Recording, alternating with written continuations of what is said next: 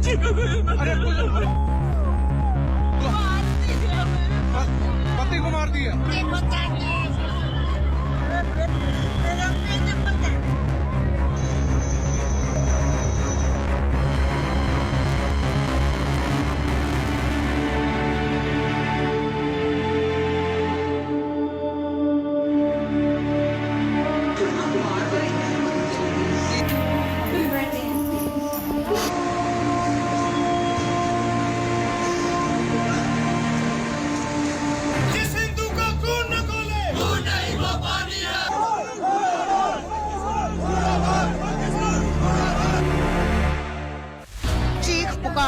दहशत चित्कार, आक्रोश गुहार।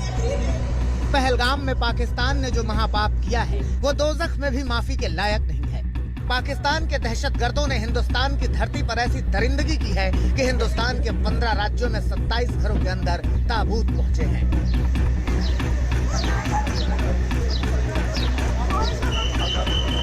कश्मीर के नाम पर कत्लेआम कर चुका पाकिस्तान अब भारत की धरती पर धर्म के नाम पर नरसंहार करा रहा है।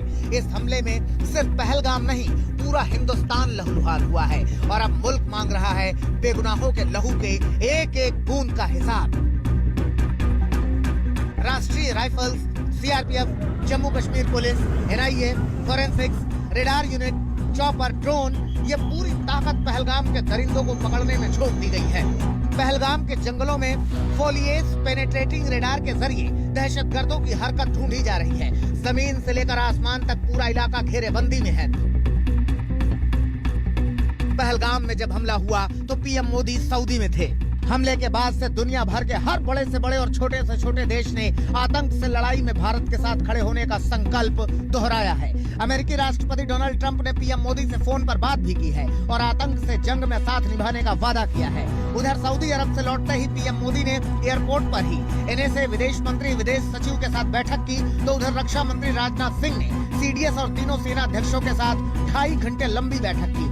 अमित शाह कल शाम से ही एक्शन में है। उधर एलजी ने डीजीपी और चीफ सेक्रेटरी से मीटिंग की है। शाम में सुरक्षा मामलों की कैबिनेट कमेटी की बैठक के बाद सर्वदलीय बैठक की तैयारी है। हिंदुस्तान के हर हिस्से में दहशत का रक्त बहाने वाली वारदात पर पूरा हिंदुस्तान एक होकर आतंक का खात्मा करने को तैयार है। कांग्रेस अध्यक्ष मल्लिकार्जुन खड़गे ने कल सीडब्ल्यूसी की मीटिंग बुलाई है। कहा है कि पूरा देश साथ है, सरकार सख्त से सख्त कदम उठाए। नेता विपक्ष राहुल गांधी ने अमित शाह से बात की है। विपक्षी नेताओं ने ऑल पार्टी मीटिंग बुलाने की मांग की है। सीपीएम ने दहशतगर्दों को अंजाम तक पहुंचाने की मांग की है। पूरा देश जो है एकजुट है और न्याय मांग रहा है। इस घटना की कितनी भी निंदा की जाए वो कम है। और उरी और पुलवामा से बड़ा इंसिडेंट है और उम्मीद करते हैं कि हुकूमत इन तमाम जालिमों को सबक सिखाएगी। पूरा देश इसमें एक है, सब लोग इसमें एक हैं और आतंकवादियों के विरुद्ध कड़ी कार्रवाई होनी चाहिए।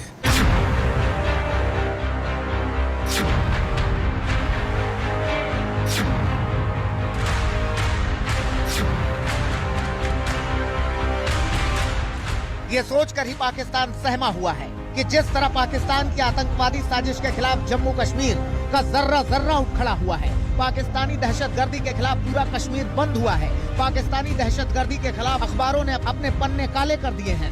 उसे देखकर पाकिस्तान सहमा हुआ है।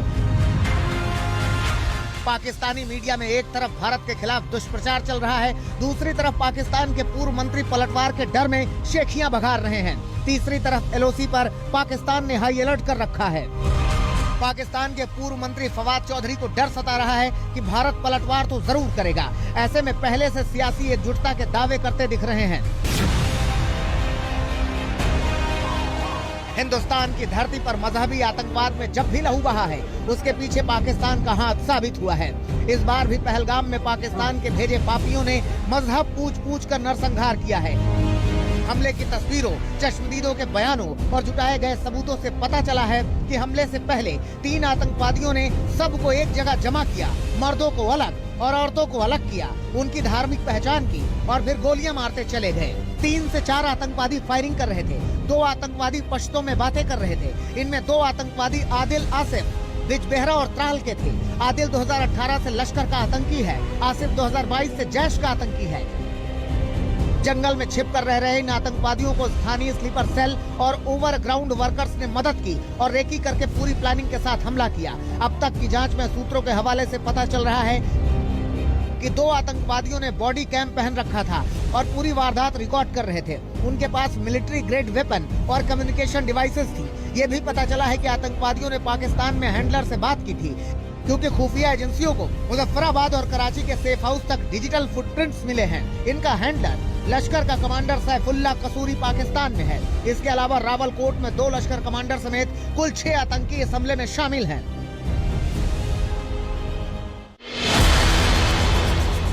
सुरक्षा एजेंसियों के पास द रेजिस्टेंस फोर्स यानी लश्कर के हमलावर आतंकियों की जो तस्वीरें मिली हैं, उनमें आसिफ फौजी, सुलेमान शाह, अबू तलहा नाम के आतंकवादियों की तस्वीरें हैं।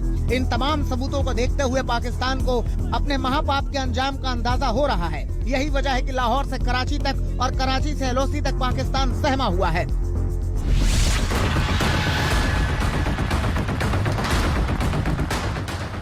पहलगाम में दशकों बाद पहली बार पर्यटकों को निशाना बनाकर किए गए आतंकवादी हमले के पीछे पाकिस्तान के हाथ की क्रोनोलॉजी भी सामने आ रही है। सूत्र बता रहे हैं कि 16 अप्रैल को पाकिस्तान के जनरल असीम मुनीर ने कश्मीर का जिक्र करते हुए हिंदू विरोधी जहरीले भाषण दिए थे। उसके ठीक 2 दिन बाद 18 अप्रैल को रावलकोट में लश्कर कमांडर अबू मूसा ने एक रैली की और कहा कि कश्मीर में जिहाद जारी रहेगा, कश्मीर में बंदूकें गरजती रहेंगी और सिर कलम होते रहेंगे।